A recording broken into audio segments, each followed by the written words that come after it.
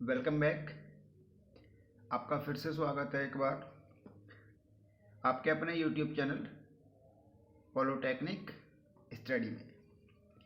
मैं आपका दोस्त, आपका गुरु रोहित आरफ आपके लिए फिर से लेके आया हूँ एक इंटरेस्टिंग वीडियो। आज की वीडियो का टॉपिक है गाइस कि 2 BHK हाउस में वायरिंग करनी है हमें। क्या लिखा है कि 2 BHK हाउस में वायरिंग करनी है हमें। किसमें? 2 BHK हाउस वायरिंग प्लान। तो इसमें हमको एक 2 BHK हाउस का नक्शा दिया होगा या नहीं भी दिया होगा, हमें खुद से बनाना पड़ सकता है। उसके बाद हमको जो है इसमें वायरिंग करनी है बस। ठीक है गाइस, आई होप कि आपको मेरी बात समझ में आ रही होगी। 2 BHK हाउस में वायरिंग करनी है गाइस। ऐसा ही क्वेश्चन एग्जाम में पूछा जाता है। 20 नंबर का कंफर्म पूछा जाएगा इलेक्ट्रिकल सेकेंड ईयर में और 30 मार्क्स का इलेक्ट्रिकल थर्ड ईयर में। गाइज मैं आपको ज़्यादा टाइम वेस्ट नहीं करूँगा, सिंपल वर्ड्स में बता के चलूँगा। एकदम जो चीज़ें हैं आसान वही बताऊँगा मैं। इस BHK का मतलब क्या होता है वो सुन लीजिए आप। इस BHK का मतलब क्या होता है वो मैं आपको बता देता हूँ। देखिए गाइज, लिखा है 2 BHK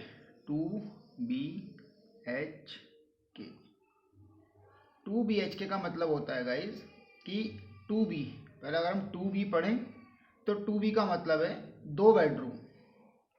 फिर से सुन लो, पहले अगर हम पढ़ें 2B तो 2B का मतलब है 2 बेडरूम्स। क्या? 2 बेडरूम्स। ठीक है। उसके बाद हम पढ़ेंगे H का मतलब है हॉल, यानी कि एक हॉल। और K का मतलब है यहाँ पे किचन। समझ में आ गई बात? यानी कि B का मतलब है यहाँ पे बेडरूम, ठीक है। H का मतलब है हॉल और K का मतलब है किचन।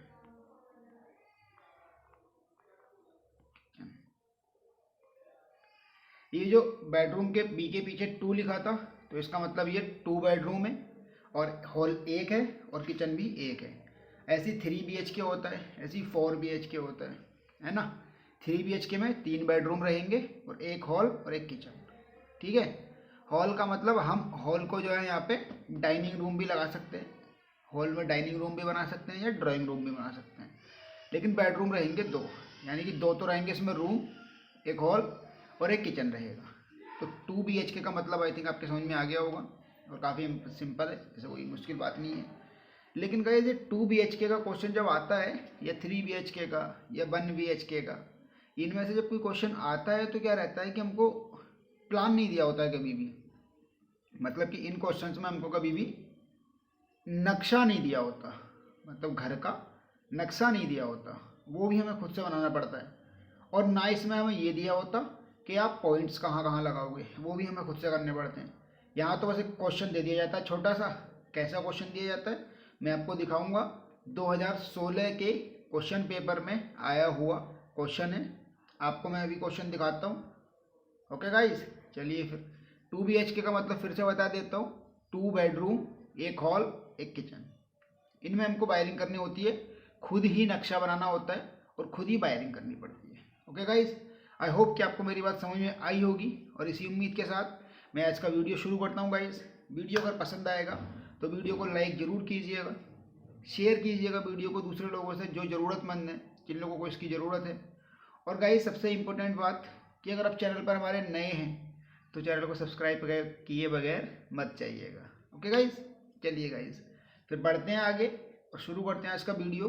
उससे पहले मैं आपको वो क्वेश्चन दिखाई देता हूँ जो एग्ज़ाम में आया हुआ है। ठीक है गाइस, ठीक है ना। ये वो क्वेश्चन है जो 2016 में आया हुआ है। चलो पहले आपको स्टेप ही बता दूँ, फिर आपको ये क्वेश्चन क्लियर करा दूंगा। पहले आपको मैं स्टेप ही सिखा देता हूँ गाइस। किसी भी इंटरनल वायरिंग के क्वेश्चन, ये जो 2 BHK का मतलब है इसमें हमको इंटरनल वायरिंग करनी पड़ती है। घर पर अगर हमको मिल गया फिर हमको उस घर में इंटरनल वायरिंग करनी पड़ेगी। तो किसी भी इंटरनल वायरिंग के क्वेश्चन में, किसी भी इंटरनल वायरिंग के क्वेश्चन में ये स्टेप्स हैं सॉल्व करने के। सबसे पहला हम अजम्पशंस को लेते हैं। अजम्पशन किसी भी क्वेश्चन का वह पार्ट होता है जिसमें हम कुछ चीज़ों को खुद से मानना पड़ता है। जैसे वो चीज़ें क्या हैं, जैसे मान लीजिए कि हमको छत की ऊंचाई नहीं दे रखी, हमें घर दे दिया है लेकिन हमें ये नहीं पता कि छत की ऊंचाई कितनी है। लेकिन यहाँ तो जब 2 BHK या BHK का मतलब है और नक्शा ही नहीं दे रखा, तो वहाँ तो हमको सब कुछ खुद से मानना पड़ेगा। ठीक है, उसके बाद हम क्या करते हैं,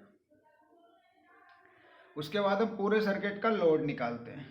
क्या निकालते हैं? पूरे सर्किट का लोड निकालते हैं हम। लोड कैसे निकालते हैं?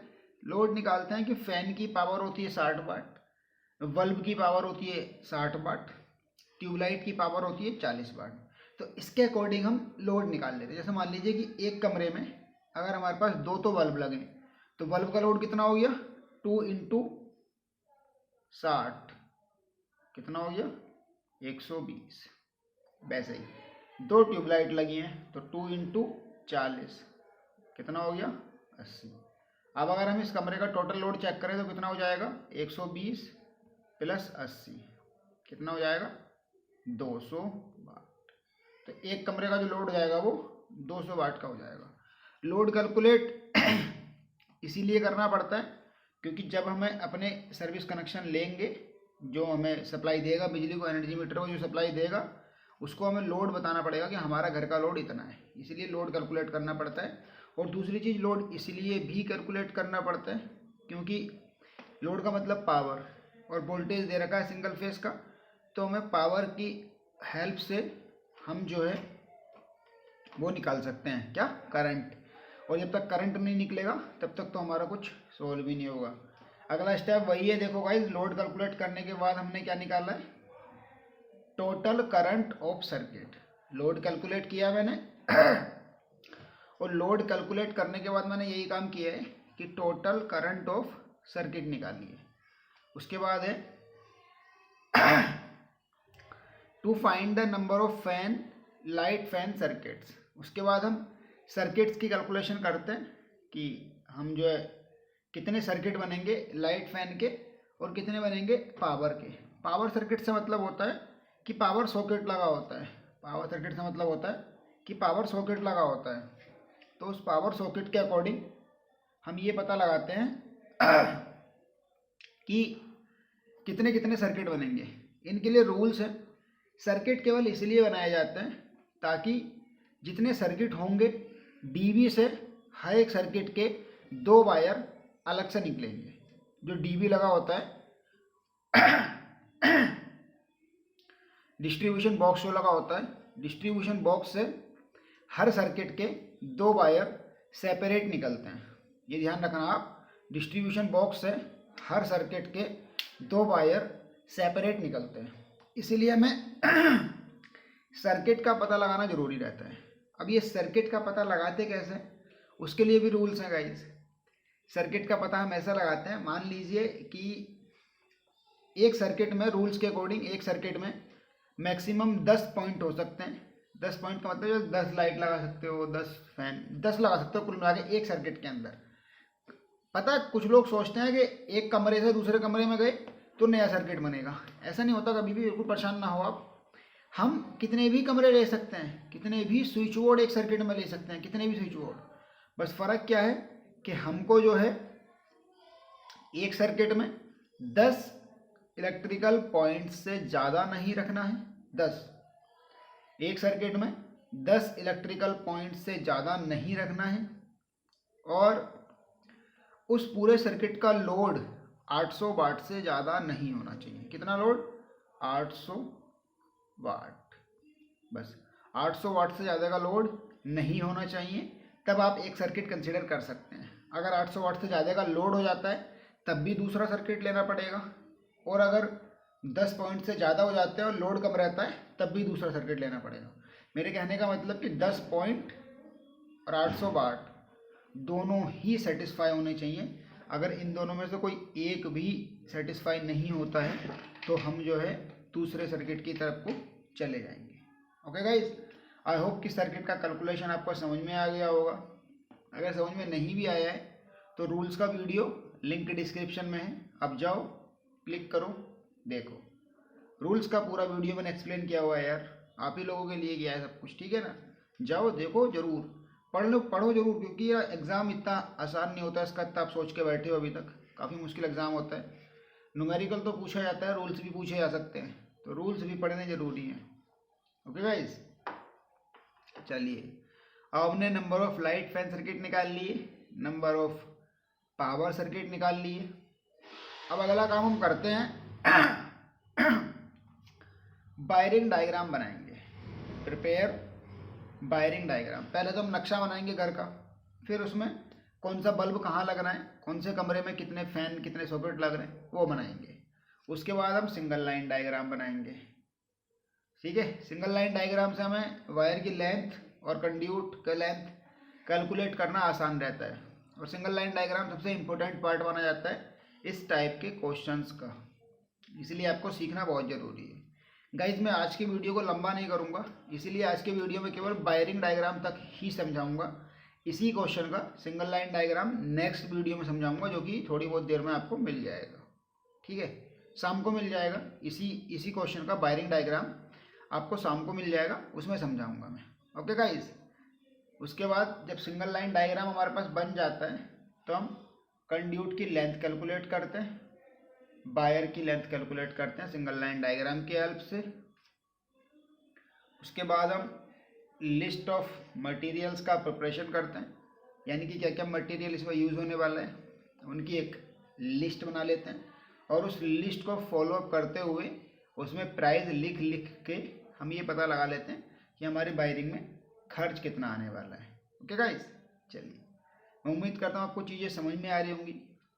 उसके बाद हम जब मटेरियल लिस्ट बन जाती है तो मटेरियल कॉस्ट निकाल लेते हैं, लेबर कॉस्ट निकाल लेते हैं और इमरजेंसी कॉस्ट निकाल लेते हैं, और इन तीनों कॉस्ट को ऐड करके टोटल प्रोडक्शन कॉस्ट निकाल लेते हैं। ये चीज़ें मैं आपको बहुत बार बता चुका हूँ और आप में से बहुत से लोगों को पता भी होंगी, लेकिन बताना तब भी ज़रूरी था बच्चे, क्योंकि बहुत से लोगों को नहीं भी पता है, इसलिए हर किसी को बताना ये चीज़ ज़रूरी है। हर क्वेश्चन में ये चीज़ बतानी ज़रूरी है। आप भी ये फॉर्मूला ज़रूर फॉलोअप करें अगर किसी को कोई चीज़ समझानी हो तो।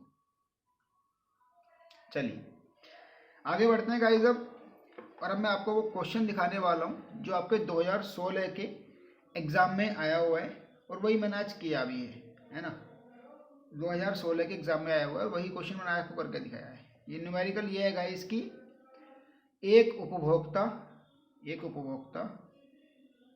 अपने नए बने 2 BHK, क्या लिखा है 2 BHK भवन में इलेक्ट्रिक सप्लाई चाहता है। आपको बनाना क्या क्या है, आपको पहले 2 BHK बिल्डिंग का एक प्लान बनाना है, एक नक्शा बनाना है, फिर उसमें light point, fan point, 5 ampere के सॉकेट, 15 एम्पियर के सॉकेट और 1 टन का एयर कंडीशनर, इन सभी के लिए वायरिंग करनी है, ठीक है नी। उसके बाद वायरिंग डायग्राम बनाना है और सर्किट की रिक्वायरमेंट बतानी है, कितने सर्किट लगेंगे वो बताना है, आवश्यक सामग्री की सूची बतानी है, स्पेसिफिकेशन के साथ आवश्यक मात्रा बतानी है, बस मटेरियल कॉस्ट बतानी है। मेरे कहने का मतलब ये है। आई होप कि क्वेश्चन आपको स्क्रीन पर दिख रहा होगा। 2016 में आया था गाइस, पूरे 20 नंबर का क्वेश्चन पूछा गया था ये, इसीलिए आपके लिए काफ़ी इंपॉर्टेंट चीज़ है ये। 50 में से 20 नंबर काफ़ी मायने रखते हैं, इसलिए मैं उम्मीद करता हूँ कि आपके लिए इंपॉर्टेंट हो और आप वीडियो को जरूर देखेंगे। अगर आप चाहते हो कि ये क्वेश्चन आपको पूरा समझ में आए, बस एक ही काम करना है उसके लिए, वीडियो को कंटिन्यू देखते जाओ आखिर तक। अगर वीडियो को आप कंटिन्यू नहीं देखोगे आखिर तक तो समझ में नहीं आएगा। इसीलिए अगर आप चाहते हो कि क्वेश्चन पूरा आपको समझ में आए, सिर्फ एक काम, इतना सा तो है यार, सिर्फ एक काम आपको करना है, और वो क्या करना है कि वीडियो को आप आखिर तक कंटिन्यू देखते जाओ, और हर स्टेप को, हर चीज़ को, हर पॉइंट को समझने की कोशिश करो। ये कोशिश करो कि आप चीज़ें खुद से समझ पाओ, ठीक है नी। मैं अपनी तरफ से भरपूर कोशिश कर रहा हूँ, लेकिन आप अगर थोड़ी बहुत कोशिश नहीं करेंगे ना तो आप चीज़ों को समझ नहीं पाएंगे कभी भी। इसीलिए मेरे बच्चे, आप कोशिश करो, समझो और फिर मुझे बताओ, क्योंकि इम्पोर्टेंट है टॉपिक, इसलिए आपको सीखना तो पड़ेगा ज़रूर।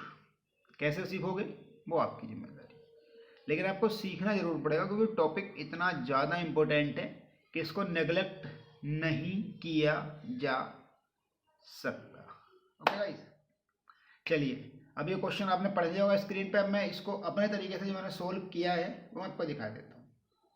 ये मैंने खुद से क्वेश्चन क्रिएट किया है, वही क्वेश्चन है सेम, अलग कुछ नहीं है। क्या लिखा कि नीचे दिए गए 2 BHK बिल्डिंग में वायरिंग कीजिए और उसमें आने वाली लागत का एस्टिमेशन कीजिए। ठीक है, क्वेश्चन वही है, बस क्या था कि उसने प्लान नहीं दिया था।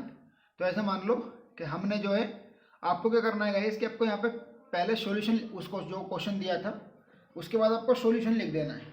सॉल्यूशन लिख के फिर आपको ये बताना है, पहला हेडिंग डालना है आपको, प्लान ऑफ 2 BHK बिल्डिंग, मतलब कि 2 BHK बिल्डिंग का नक्शा। अब ये है वो 2 BHK बिल्डिंग का नक्शा, ये वो 2 BHK बिल्डिंग का नक्शा है। देखो, एक बेडरूम ये, एक बेडरूम ये हॉल और ये किचन और ये वॉशरूम, टॉयलेट तो होना ही है, वॉशरूम और टॉयलेट तो होना ही है। ठीक है नहीं, तो रूम 1, रूम 2 और 2 तो बेडरूम हो गए। 2 BHK का मतलब यही तो था, 2 बेडरूम, एक हॉल, एक किचन, तो 2 रूम, रूम 1 रूम 2 हो गए, एक हॉल हो गया, एक बराबर में किचन भी हो गया और इधर वॉशरूम और नीचे टॉयलेट। ठीक है गाइस, आई होप कि आपको बात समझ में आई होगी, मज़ा आया होगा नक्शा देख के। आप भी, पता है, ऐसा नहीं कि जैसे मैंने बनाया है 2 BHK का नक्शा केवल ऐसा ही होता है। देखिए 2 BHK का मतलब आप समझो, 2 BHK का मतलब होता है 2 बेडरूम, एक हॉल, एक किचन। तो ये कोई ज़रूरी नहीं कि जैसा नक्शा मैं बना रहा हूँ हर कोई ऐसी नक्शा बनाओ। नक्शे 2 BHK के बहुत प्रकार से बनते हैं, 1000 से भी 1000 से भी ज़्यादा तरीके से 2 BHK के प्लान के नक्शे बनाए जा सकते हैं।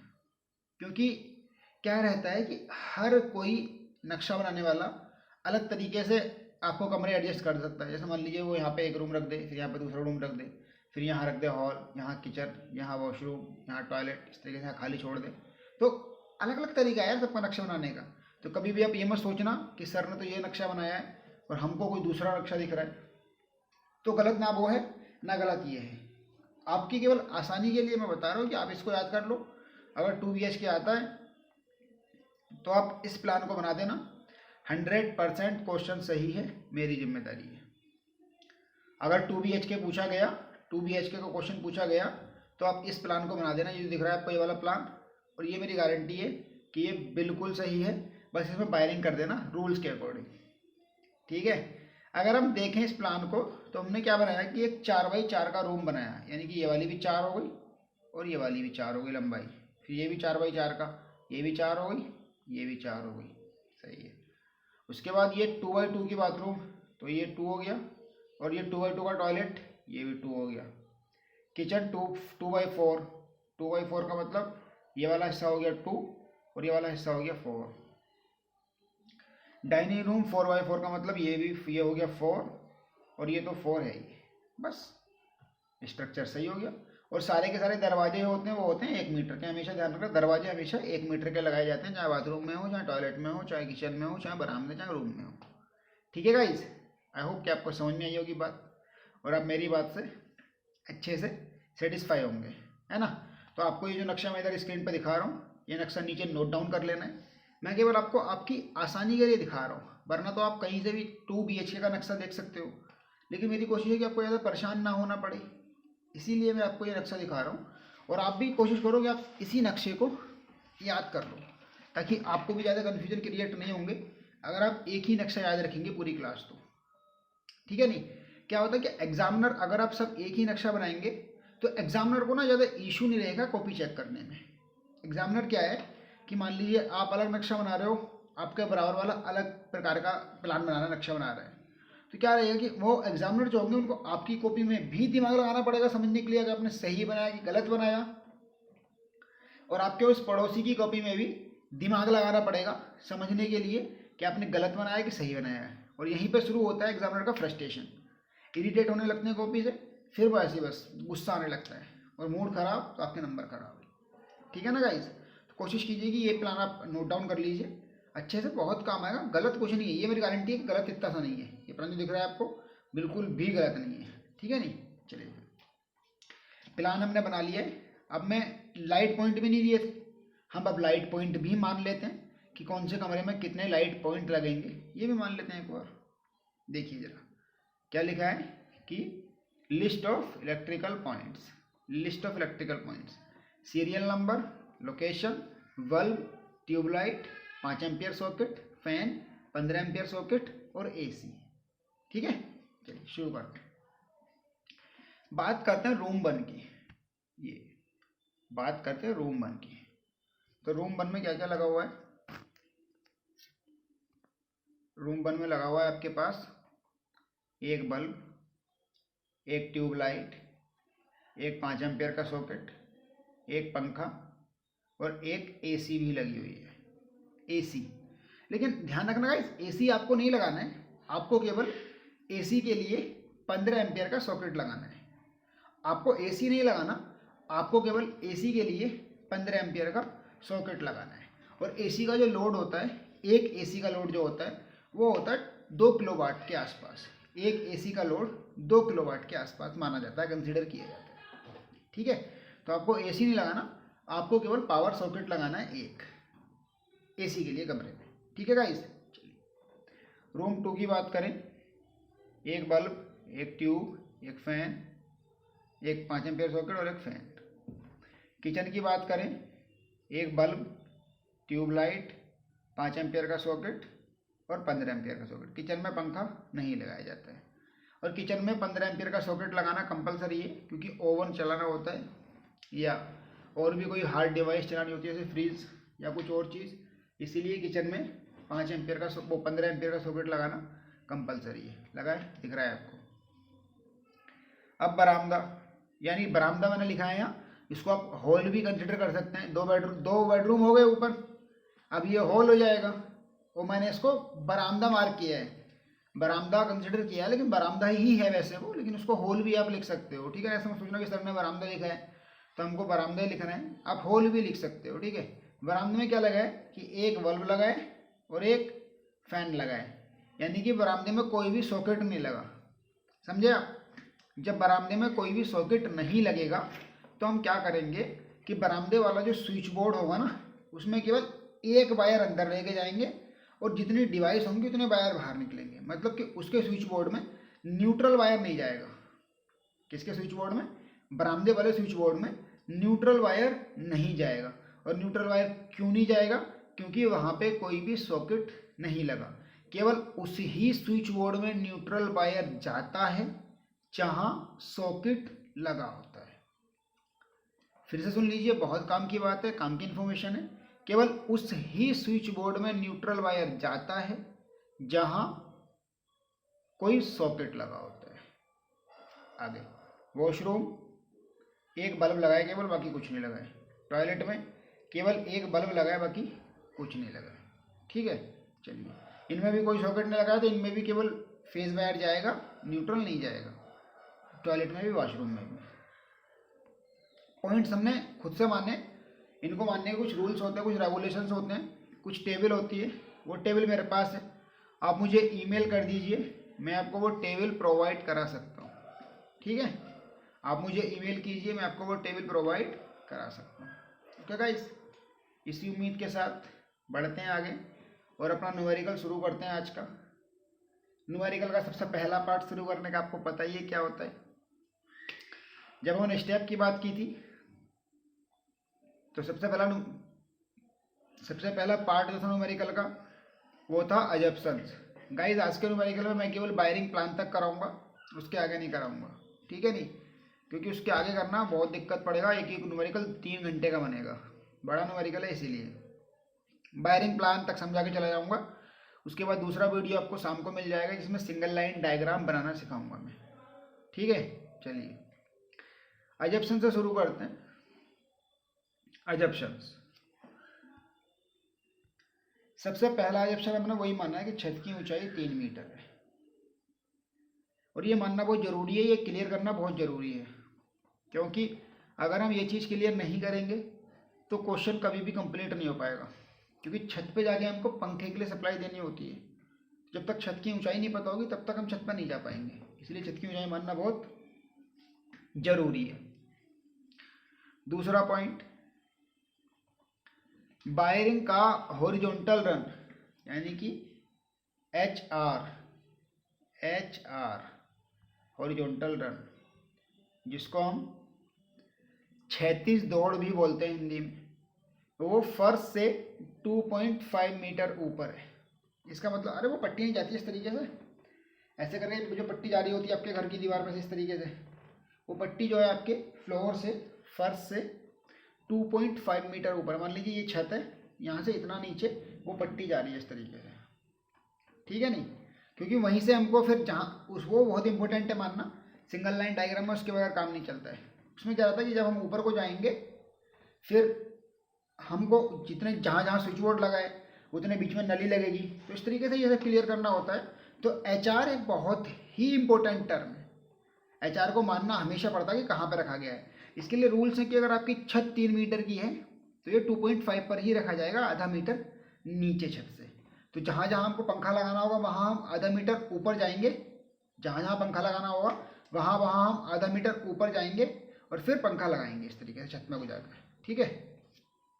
चलिए आगे क्या लिखा है कि डिस्ट्रीब्यूशन बोर्ड फर्श से 1.5 मीटर ऊपर लगा है। जो DB होता है वो DB जो लगता है वो फर्श से, फ्लोर से 1.5 मीटर ऊपर लगता है, 1.5 मीटर, 1.5 मीटर ऊपर लगता है DB आपका फर्श से, ठीक है। अब क्या है कि DB से सप्लाई कहाँ जाएगी, HR में, तो हमको यही पता लगाना है कि DB और HR के बीच का डिस्टेंस कितना हुआ। देखो HR जो बना था वो फर्श से 2.5 मीटर ऊपर है और जो DB है वो फर्श से 1.5 मीटर ऊपर है। तो HR के, जैसे मान लो कि ये HR है, ये HR है और ये फर्श, ये यहाँ से 2.5 है और ये DB लगा है, DB से सप्लाई जाएगी यहाँ, और ये 1.5 है यहाँ से फर्श से। तो ये वाला डिस्टेंस कितना हुआ, इस 2.5 में से इस 1.5 को माइनस कर दो, कितना हो गया 1 मीटर। यानी कि DB और HR के बीच में जो नली बिछाई जाएगी, जो वायर जाएगा, वो 1 मीटर का डिस्टेंस होगा। अगला ऑप्शन है कि स्विच बोर्ड जो है वो फर्श से 1.25 मीटर ऊपर लगाए गए। ये तो रूल्स होते हैं। ये रहा HR 2.5 पे, ये रहा स्विच बोर्ड 1.25 पे। तो ये वाला डिस्टेंस कितना बचा, 2.5 में से 1.25 माइनस कर दो, कितना बचा 1.25। यानी कि जो HR के और स्विच बोर्ड के बीच की दूरी रहेगी, नली जिसमें बिछेगी, वो 1.25 मीटर रहेगी। ठीक, समझ में आया, मज़ा आ रहा है? लाइक ठोको अभी। गाइस वीडियो को बिना लाइक किए मत जाया करो यार, और वीडियो को ज़्यादा से ज़्यादा लोगों से शेयर किया करो, अच्छा लगता है जितने ज़्यादा लोग वीडियो देखेंगे तो, ठीक है नहीं। चलिए अब जो ये पावर सॉकेट जो लगते हैं वो हमेशा नीचे लगते हैं, बिल्कुल ज़मीन के आसपास। तो पावर सॉकेट जो लगे हैं वो फर्श से 0.5 मीटर ऊपर लगे हैं, फर्श से, फ्लोर से आधा मीटर ऊपर। और ध्यान रखना, पावर सॉकेट हमेशा किसी कोने के आसपास ही लगाया जाता है, हमेशा किसी कोने में ही लगाना है इसको, आसपास कोने के। और कितना लगाना है, फर्श से आधा मीटर यानी 0.5 मीटर ऊपर उठा के लगाना है। उसके बाद AC के लिए जो पावर सॉकेट है वो अलग से लगाया जाएगा। और गाइस वो नीचे नहीं लगेगा, वो लगेगा आपका इस ऊंचाई पर जहाँ पे स्विच बोर्ड लगा है, वो लगेगा, ठीक है नहीं। रही बात लाइट फैन सॉकेट की, वो रही बात उसकी 5 एम्पियर के सॉकेट की, तो वो सारे के सारे सॉकेट स्विच बोर्ड पर ही लगाए जाते हैं, ठीक है नहीं। चलिए, आई होप कि आपको एग्जाम्पल समझ में आए होंगे। और मैं अगली ही स्टेप में आपको, जो उसमें वो था स्टेप्स थे, लोड कैलकुलेट करूँगा, फिर करंट निकालूंगा, फिर सर्किट बताऊंगा, उसके बाद वायरिंग प्लान की तैयारी करके हमारा वीडियो खत्म हो जाएगा। आज के वीडियो में मैं केवल वायरिंग प्लान तक ही करने वाला हूँ, ज़्यादा लेंथी नहीं होगा। कई इतने बड़े बड़े वीडियो होते हैं यार, ये क्वेश्चन होते हैं कि अगर एक ही क्वेश्चन को एक ही वीडियो में करना हम चाहें तो बहुत ज़्यादा टाइम लग जाएगा, ठीक है नहीं।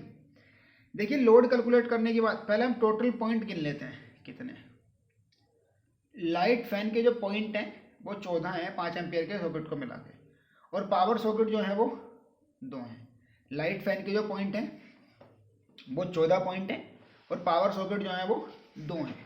क्योंकि लाइट फैन पॉइंट को डीवी से अलग से सप्लाई मिलती है और पावर सॉकेट को डीवी से अलग से सप्लाई मिलती है, इसीलिए हमको इन दोनों को अलग अलग कंसिडर करना ज़रूरी था। अब हम लोड कैलकुलेट कर लेते हैं, कैलकुलेशन ऑफ लोड कर लेते हैं। देखिए गाइस, लोड कैलकुलेट करना आपको मैंने बता ही दिया है, बहुत आसान है। अगर हम लाइट फैन सर्किट की बात करें तो पूरे सर्किट में 6 बल्ब लगे हैं, पूरे ऑल ओवर 6 बल्ब लगे हैं। तो 6 बल्ब इंटू एक बल्ब 60 वाट, 360 वाट आ गया। उसके बाद 3 ट्यूबलाइट लगी हैं, 3 ट्यूबलाइट 40 वाट की एक, 120 वाट हो गया। उसके बाद 2 5 एम्पियर के सॉकेट लगे हैं, 100 वाट का एक होता है, 200 वाट हो गया। उसके बाद 3 पंखे लगे हैं, 60 वाट का पंखा एक, 180 वाट हो गया। बस लाइट फैन का लोड कंप्लीट हो गया। इन सबको ऐड कर लीजिए आप और लाइट फैन का टोटल लोड निकल जाएगा। कितना आया है? लाइट फैन का टोटल लोड आया 860 वाट। कितना आया? लाइट फैन का टोटल लोड आया 860 वाट, 860। और हमारे सर्किट के लिए कितना होना चाहिए था मैक्सिमम? एक सर्किट के लिए 800। यानी कि अब कितने सर्किट बनने वाले हैं? अब जो सर्किट बनने वाले हैं वो हैं 2। समझ में आ गई बात? अब जो सर्किट बनने वाले हैं वो हैं 2। ओके गाइस, आई होप कि आपको चीज़ समझ में आई हो और मज़ा आया हो। 800 वाट से जैसे ही लोड ऊपर जाएगा वैसे ही 2 सर्किट बन जाएंगे। और दूसरी चीज़, अगर हम पॉइंट की भी गिनती करें तो देखो 6 और 3 9 और 2 11 और 3 14, तो ये 14 पॉइंट हो रहे हैं वैसे भी, तो वैसे भी सर्किट 2 ही बनेंगे और लोड के अकॉर्डिंग भी सर्किट 2 ही बनेंगे। ठीक है गाइस, अब पावर सॉकेट के लिए भी कैलकुलेट कर लेते हैं। पावर सर्किट के लिए देखो, एक 15 एम्पियर का सॉकेट लगा है किचन में और एक 15 एम्पियर के सॉकेट का लोड होता है 1000 वाट। गाइस, पावर सॉकेट का बहुत अच्छे से कंसीडर करना है। अभी तक मैंने एक भी न्यूमेरिकल में आपको पावर सॉकेट कंसीडर नहीं कराया वीडियो में, इसीलिए ये इंपॉर्टेंट चीज़ है कि पावर सॉकेट हमेशा कहाँ लगाया जाता है? किसी भी रूम, किसी भी हॉल में कोने पे लगाया जाता है, क्योंकि वो पावर डिवाइस को ऑपरेट करता है। और पावर डिवाइस कोई बीच में तो रखी नहीं होती। फ्रिज कौन सा बीच में रखा होता है? हमेशा किसी ना किसी कोने में रखा होता है। इसीलिए यहाँ पे 1000 वाट की पावर होती है और एक सर्किट की 1000 वाट हो गई। और एक लगा है एसी के लिए, और एसी वाले की जो पावर होती है वो 2000 वाट होती है और 2000 वाट हो गई। तो ये कितना लोड हो गया? 3000 वाट। तो लाइट फैन का लोड हो गया 800 वाट, पावर सर्किट का लोड हो गया 3000 वाट। और अगर हम टोटल लोड की बात करें तो इन दोनों को ऐड कर देंगे और टोटल लोड निकल जाएगा कितना? 3860 वाट, 3860 वाट लोड हो गया टोटल लोड। टोटल लोड कितना हो गया? 3860 वाट, यानी कि 3860 वाट टोटल लोड हो गया। मज़ा आ रहा है ना गाइस? इतने आसान न्यूमेरिकल नहीं होते, इसलिए आप ही इसको इतना हल्के में ना लें तो ज़्यादा बेटर रहेगा मेरे हिसाब से। क्योंकि जितने हल्के में आप अभी इसको ले रहे हो उसको देखकर तो लग रहा है कि खतरा है, इसीलिए इतना हल्के में इसको ना लें और अच्छे से इसकी प्रिपेयर करें। ठीक है जी, चलिए बढ़े आगे। अब लोड कैलकुलेट हो गया तो अब अगला स्टेप आपको पता ही क्या है? करंट निकालना पड़ेगा। अब करंट निकाल लेते हैं। अच्छा, करंट, चलो पहले सर्किट नहीं, पहले हम करंट निकाल लेते हैं, उसके बाद सर्किट निकाल लेंगे। ठीक है नहीं? सर्किट का तो पता ही है वैसे भी, कितने कितने मैंने बता दिया आपको पहले ही। देखिए, करंट निकालने में क्या होता है कि P = BI होता है। सिंगल फेज में पावर फैक्टर नहीं लगाते हैं, इसीलिए छोटे लेवल पे, इसलिए पावर फैक्टर नहीं लगाते हैं। 3860 वाट हो गया, 230 से डिवाइड किया, 230 B का मान है और ये P का मान है। P = BI होता है फॉर्मूला, I निकालेंगे तो P के अपॉन में B चला जाएगा।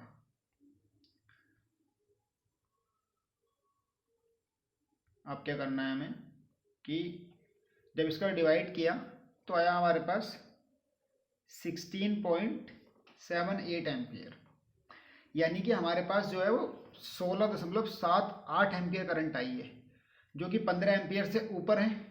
और 15 एम्पियर से ऊपर करंट होने पर हमारे जो मेन स्विच डीवी लगते हैं वो लगते हैं 30 एम्पियर 250 वोल्ट के। क्योंकि जो मेन स्विच और डीवी आते हैं वो 5 एम्पियर में आते हैं, या 15 में आते हैं, या 30 में आते हैं, या फिर 60 में आते हैं, या फिर आगे जाकर 100 150 इस तरीके से आते हैं। तो इसलिए आपको जैसे ही करंट 15 एम्पियर से ऊपर निकल जाता है आप 30 एम्पियर वाले डिवाइसेस की तरफ मूव कर जाते हैं। तो यहाँ पे कौन से डिवाइसेस यूज़ होने वाले हैं? यहाँ पे जो डिवाइस यूज़ होने वाले हैं वो हैं हमारे पास 30 एम्पियर 250 वोल्ट के, 30 एम्पियर 250 वोल्ट के। ठीक है गाइस, चलिए आगे बढ़ते हैं।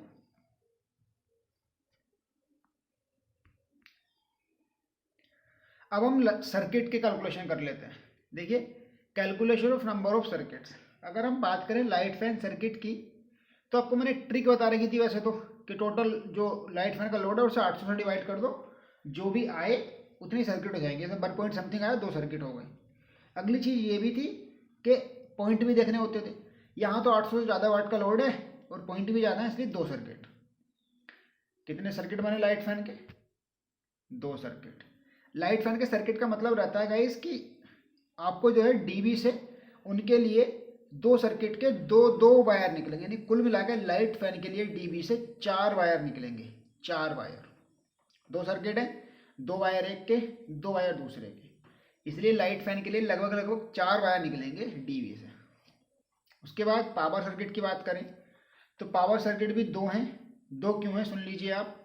पावर लिखा है मैंने कि पावर सर्किट 2 ही बनेंगे, क्योंकि एसी के लिए अलग से सर्किट ले जाया जाता है। ठीक है, एक सर्किट तो बनेगा वो जो किचन में जाएगी सप्लाई, और दूसरा सर्किट डीबी से ही जाता है एसी के लिए सेपरेटली। एसी के लिए सेपरेटली सर्विस वो सर्किट जाता है हमारे पास, डीबी से निकल के जाता है। इसलिए लाइट फैन सर्किट भी 2 हो गए और पावर सर्किट भी 2 हो गए। कुल सर्किट कितने हो गए हमारे पास? 4। तो डीबी जो हमारा आएगा वो आएगा 4 बे डीबी। बे का मतलब होता है यहाँ पे जितने सर्किट उतने वे। ठीक है, 4 बे डीबी आएगा।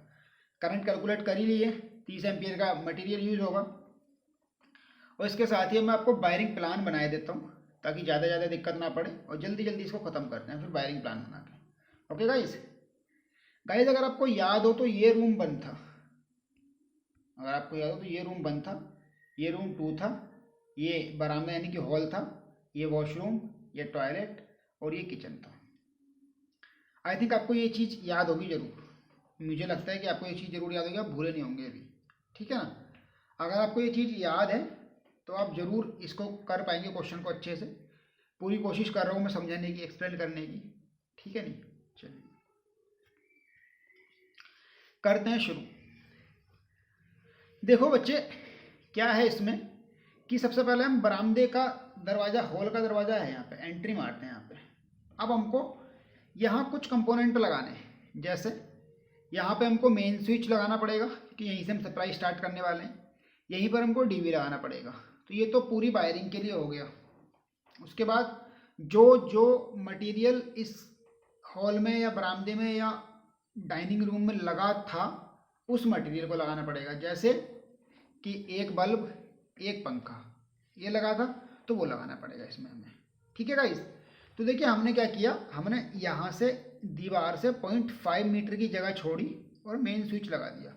मेन स्विच को कभी भी बिल्कुल दीवार के कोने में नहीं घुसाना है, हमेशा दीवार से 0.5 मीटर की जगह छोड़ा करो।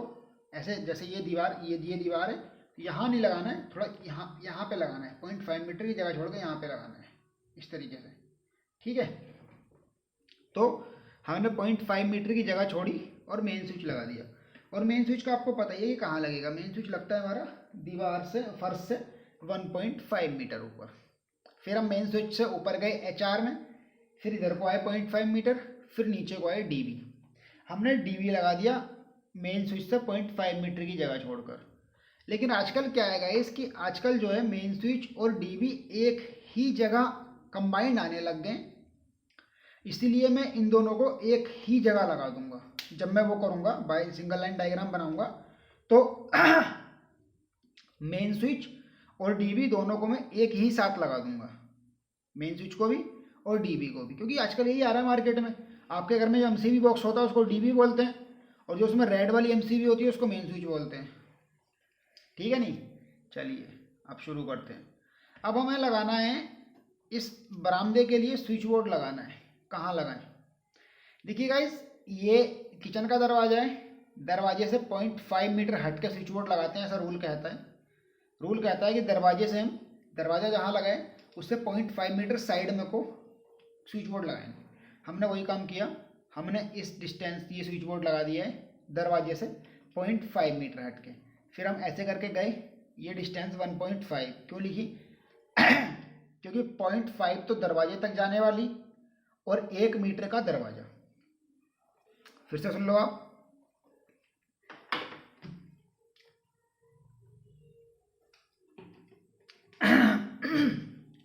गाइस ये टॉपिक ऐसी हैं यार इनको आपको ऐसे ही समझना पड़ेगा, बहुत ये खपाना पड़ता है, ये इसमें बहुत जान होनी चाहिए इन चीज़ों को खुद से करने के लिए।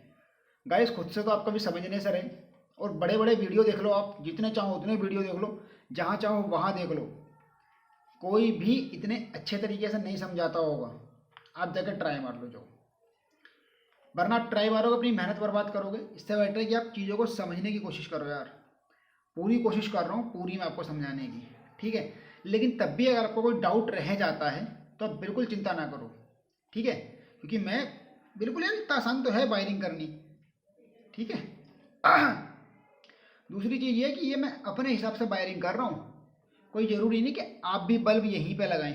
आप बल्ब थोड़ा इधर उधर भी लगाएंगे तो भी चलेगा, बस क्या है कि रूल्स के अकॉर्डिंग होना चाहिए। बल्ब बिल्कुल बीच में होगा, पंखा बिल्कुल बीच में होगा। तो ये 1.5 मीटर कैसे आए, आधा मीटर तो गेट का, और वो आधा मीटर तो गेट तक, और 1 मीटर का गेट, तो हो गया पूरा 1.5 मीटर। अब इस वाले कोने पे आ गए हम, इस कोने से हम चलेंगे, ये पूरा जो रूम था वो बरामदा 4 मीटर का है, तो जो हम बल्ब लगाएंगे वो आधे में लगाएंगे 2 मीटर में। तो हम क्या करा, हमने इस कोने से यहाँ तक गए और बल्ब लगा दिया। कितने गए, पूरे पूरे 2 मीटर गए और बल्ब लगा दिया बीच में। अब क्या किया हमने, बल्ब से फिर बल्ब लगाने का, फिर हम बल्ब जो लगेगा वो HR पे लगेगा, जहाँ पे HR है उसी पे बल्ब लग जाएगा। अब हम ऊपर को जाएंगे छत में, बल्ब से फिर ऊपर को जाएंगे ऐसे करके, फिर ऐसे आके फिर पंखा लगाएंगे, ठीक है नहीं। तो बल्ब से हम ऊपर को गए होंगे, फिर ऊपर से दीवार के कोने पे पहुंच गए, फिर हम 2 मीटर इधर को आए और हमने ये पंखा लगा दिया। आई होप कि आपको बरामदे की वायरिंग समझ में आई होगी और हमने बरामदे की वायरिंग कर दी है। कई उससे पहले मैं आपको एक बात क्लियर किए देता हूँ जरा, अभी मैं आपको क्लियर किए देता हूँ। वो तो खैर वैसे सिंगल लाइन डायग्राम की कहानी है, लेकिन तब भी मैं क्लियर किए देता हूँ कि हमको जो है सर्किट जो बने थे वो लाइट फैन के 2 सर्किट बने थे। लाइट फैन के जो बने थे वो 2 सर्किट बने थे और 2 पावर के बने थे। तो लाइट फैन के 2 सर्किट और स्विच बोर्ड कितने हैं, स्विच बोर्ड 1 2 3 4 5 6। जो स्विच बोर्ड है वो है हमारे पास 6 स्विच बोर्ड हैं। तो हम क्या कर सकते हैं कि कोई से भी 3 स्विच बोर्ड एक में, कोई से भी 3 स्विच बोर्ड दूसरे में, या कोई से भी 4 स्विच बोर्ड एक में, कोई से भी 2 दूसरे में, क्योंकि 2 सर्किट है ना, तो 2 सर्किट में हमें स्विच बोर्ड्स को भी तो बांटना पड़ेगा, नहीं बांटना पड़ेगा। इसलिए हमने इस क्वेश्चन में क्या बांटा है मैं आपको बता देता हूँ। ये बस सिंगल लाइन डायग्राम का पार्ट है, लेकिन अभी समझा देता हूँ। हमने क्या किया है कि हमने जो है स्विच बोर्ड 1 2 3 और 4, स्विच बोर्ड 1 2 3 4 को सर्किट नंबर 1 में बांटा है और 5 और 6 को सर्किट नंबर 2 में बांटा है। उसमें क्या होगा कि DB से पहले 2 वायर निकलेंगे, वही इसमें जाएंगे, वही इसमें, फिर वही इसमें और फिर वही इसमें। जो दूसरे वाले 2 वायर निकलेंगे वो स्विच बोर्ड नंबर 5 में जाएंगे, फिर 6 में जाएंगे, वही वाले 2 वायर। ये रहता है सर्किट बांटने के पीछे का मोटिव। अब हमने क्या किया कि पंखा लगा दिया, पंखा लगाने के बाद बल्ब लगाने के बाद पंखा लगा दिया ये वाला। अब यहीं से हम आगे को गए SV3 में, SV3 में हम गए, SV3 लगाया, फिर बल्ब के, क्योंकि देखो ये दरवाज़ा है, आधा मीटर जगह छोड़ के हमने स्विच बोर्ड लगाया होगा, और स्विच बोर्ड के जस्ट ऊपर हमने बल्ब लगा दिया है बाथरूम में। आप इस बल्ब को अगर मेरी बात मानो तो इस तरफ को करके लगाओ तो ज़्यादा बेटर रहेगा, ठीक है। बाथरूम में हमेशा गेट के ऊपर बल्ब मत लगाया करो, थोड़ा साइड में बल्ब लगाओ ताकि चीज़ें अच्छे से क्लियर हो सकें। बाथरूम भी बहुत ज़रूरी पार्ट होता है भाई आपके लिए सबसे ज़रूरी पार्ट तो बाथरूम ही है घर का, इसीलिए वॉशरूम में कभी भी बल्ब को जस्ट ऊपर मत लगाओ, वरना बैठे हुए तो सामने से दिखेगा इसलिए थोड़ा साइड में को लगाया करो, ठीक है। चलिए, वैसे यहाँ पर लगाया तब भी गलत नहीं है। आगे बढ़ते हैं। अब हम स्विच बोर्ड 3 से स्विच बोर्ड 4 में गए, फिर हमने वहीं पे बल्ब लगा दिया। आपको ये वाला बल्ब भी यहाँ मत कंसिडर करना, इधर जाके इधर लगाना है ऐसे करके, ठीक है। चलिए, स्विच बोर्ड नंबर 3 की सप्लाई हो गई, 4 की सप्लाई हो गई, 1 की सप्लाई हो गई। अब 2 में सप्लाई देना बाकी है। स्विच बोर्ड नंबर 1 से 2 में गए जाने के बाद हमको किचन में जो है एक 5 एम्पियर का सॉकेट लगाना है। वो तो लग जाएगा स्विच बोर्ड पर ही, ये लग जाएगा स्विच बोर्ड पर ही। उसके बाद एक हमें बल्ब लगाना है और एक हमें ट्यूबलाइट लगानी है। इसमें एक बल्ब लगाना है और एक ट्यूबलाइट लगानी है। स्विच बोर्ड लग गया। अब देखो, बल्ब हमारे पास कई सारे तरीके हैं बल्ब को लगाने के। आप चाहो तो बल्ब यहाँ लगा दो, ट्यूबलाइट यहाँ लगा दो, लेकिन हमने क्या किया है कि हमने बल्ब को यहाँ लगाया है और ट्यूबलाइट को यहाँ लगाया है। गलत, अगर आप जहाँ मैंने पहले बताया, अगर आप वहाँ लगाते हो, गलत वो भी नहीं है, गलत ये भी नहीं है। वहाँ मैंने बल्ब को इसलिए लगाया ताकि हम पावर सॉकेट के लिए जो वायर लेके आएंगे वो यहीं से ले आएंगे घुमा के ऐसे करके, ये वाला बस ऐसे, ठीक है ना। चलिए, अब हम ऐसे करके गए 1.5 मीटर, आधा मीटर का ये और 1 मीटर का दरवाज़ा, 1.5 मीटर गए। फिर ये 2 मीटर थी ऐसे करके, तो बल्ब बिल्कुल बीच में लगेगा। 1 मीटर आए, बल्ब लगा दिया। हम ऊपर गए छत में को, फिर छत से आए, यहाँ पे आए, हमने ट्यूबलाइट लगा दी, ठीक है। चलिए, बल्ब और ट्यूबलाइट का आपको कॉन्सेप्ट समझ में आया होगा। और ये डिस्टेंस 4 मीटर था। उसके बाद अब हम इधर आते हैं। पावर सॉकेट बाद में लगाएंगे, पहले लाइट फैन ही लगा लेते हैं। अब स्विच बोर्ड नंबर, अब जो डीबी से एक सर्किट के जो 2 वायर निकले थे वो ख़त्म हो गए। किस किस में सप्लाई गई? इसमें गई, इसमें, फिर इससे होते हुए इसमें, फिर इन सब में केवल डीबी से निकलने वाले एक ही सर्किट के 2 वायर से सप्लाई गई है। सुन लो बच्चे, बहुत आराम से समझा रहा हूँ मैं, और चीज़ें पक्का क्लियर होंगी, ये मेरी गारंटी है। क्या है कि डीबी से 2 सर्किट के 4 वायर निकलेंगे लाइट फैन में। तो 2 वायर निकाल चुके हम। उन 2 वायर से कहाँ कहाँ सप्लाई दी है देखो आप। उन 2 वायर से सप्लाई कहाँ कहाँ दी? एक तो सप्लाई दी है हमने स्विच बोर्ड नंबर 1 में, 2 में, 3 में और 4 में। इन चारों में सप्लाई जा चुकी उन्हीं 2 वायर से। क्या किया था कि पहले वो 2 वायर इसमें गए, फिर वही 2 वायर इसमें गए, फिर वही 2 वायर घूमते हुए इनमें गए, फिर वही 2 वायर इसमें गए, ठीक है। और सप्लाई दे के हमने काम खत्म कर दिया। आगे आते हैं। अब क्या है कि अब हमने डीबी से दूसरे वाले सर्किट के 2 वायर निकाले और ऐसे करके होते हुए स्विच बोर्ड नंबर 5 में ले गए, दीवार को पार करके स्विच बोर्ड नंबर 5 में ले गए। स्विच बोर्ड लगाया, स्विच बोर्ड के ऊपर 5 एम्पियर का सॉकेट लगाया।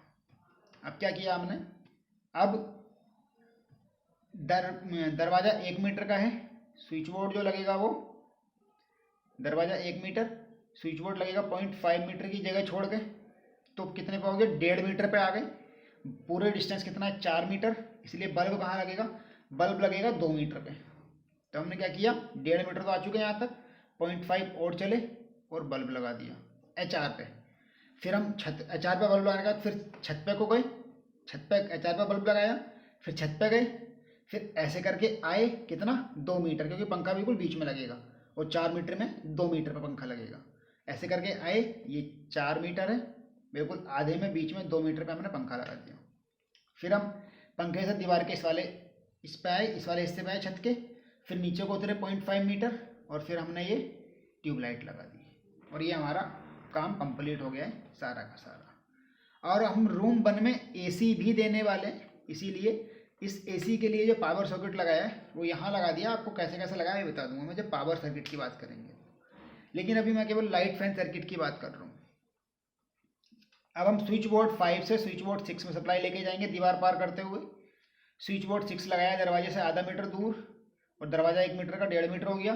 फिर हम 0.5 की जगह छोड़कर बल्ब लगाएंगे, फिर आधा मीटर ऊपर को जाएंगे, फिर छत में चलेंगे, 2 मीटर पर पंखा लगाएंगे, फिर 2 मीटर ऐसे चलेंगे, फिर आधा मीटर नीचे को उतर के हम ट्यूबलाइट लगा देंगे, ये वाला ट्यूबलाइट, और बस वायरिंग लाइट फैन सर्किट की हो गई। आपको मैं फिर से समझाता हूँ। करना क्या है कि डीबी से जो 2 वायर निकलेंगे सर्किट नंबर 1 के, वो 1 में गए, 2 में गए, 3 में और 4 में गए। जो सर्किट नंबर 2 के 2 वायर निकले वो सीधा 5 में गए, 5 को सप्लाई दिया, फिर 6 में गए और ख़त्म, ठीक है। अब आती है पावर सॉकेट की बात। पावर सॉकेट भी लगा देते हैं। पावर सॉकेट के लिए डीवी से अलग सर्किट निकलता है, तो डीवी से इस वाले का निकाल लो। यहाँ से ऐसे गए स्विच बोर्ड 1 में, एंट्री मारी, ऐसे होकर जाते हुए इसको सप्लाई दे दिया हमने। डीवी से निकले हम, ऐसे गए ऐसे गए, ऐसे करके जाके हमने इसको सप्लाई दे दिया। ठीक है, उसके बाद आगे आओ, सर्किट नंबर इस वाले सॉकेट को कैसे सप्लाई दी गई है, इस वाले को, क्योंकि एसी के लिए लगाया गया, एसी के लिए उसको सप्लाई कैसे कैसे दिया गया है आपको एक बार दिखा देता हूँ मैं स्क्रीन पर। देखो डीबी से ऐसे करके होते हुए जाएंगे, जहाँ जहाँ ये उंगली चल रही है मेरी, मैं आपको थोड़ा डार्क कर देता हूँ उसको ताकि अच्छे समझ में आए। यहाँ से जाएंगे होते हुए इस तरीके से, ऐसे, फिर ऐसे जाएंगे स्विच बोर्ड 5 में, फिर ऐसे करके होते हुए, ये ऐसे होते हुए, फिर ये ऐसे जाके इसको सप्लाई दिया है।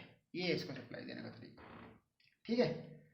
इसको सप्लाई मिला हुआ इस तरीके से गया है, डीबी से इसका सर्किट निकला, फिर ऐसे करके हो ऐसे गए, फिर ऐसे ऐसे करके जाते हुए ये ऐसे ऐसे ऐसे ऐसे और पहुंच गए वहाँ पे।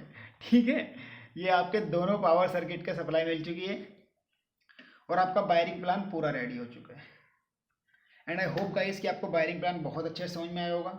अच्छा, मैं आपको बिल्कुल फ्री छूट दे रहा हूँ कि अगर आप किसी और तरीके से इसकी वायरिंग कर सकते हैं तो आप किसी और तरीके से इसकी वायरिंग करके मुझे व्हाट्सअप कर दो, मुझे ईमेल कर दो। हमारा ईमेल आईडी है polytechnicstudy2019@gmail.com। अगर आप व्हाट्सअप करना चाहो तो व्हाट्सअप नंबर है 8958617732।